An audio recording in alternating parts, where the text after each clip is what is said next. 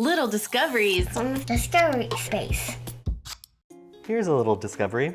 When you drip colored water onto shaving cream, you can see how clouds fill up and release as rain. Let's get started. First, shaving cream. Awesome. Shake it up so we don't get too much splatter, but just enough to have fun. And what we're going to do is we're going to create a thin circular cloud here. Because of the density of the shaving cream, it's rather thin compared to the water. We are going to get a beautiful desired effect once we add our colored drops in. So make sure you add a thin layer of shaving cream. I'm just going to finish mine up here in the center. How does that look to you? Floats on top and looks just like a cloud. Perfect. Now we're going to go ahead and add our food coloring. I'm going to choose red. Sounds good.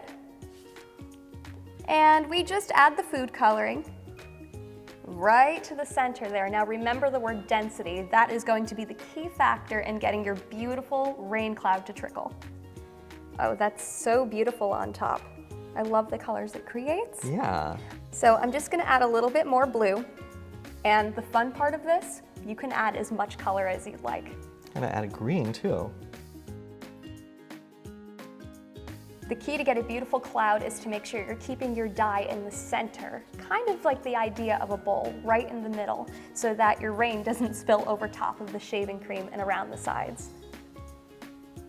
I'm going to grab a white piece of paper, just regular computer paper, anything you could find at home, and I'll place it on the back of our cloud creation. When you take a look from the front, you can notice the beautiful, vibrant colors coming through the shaving cream. That looks just like rain.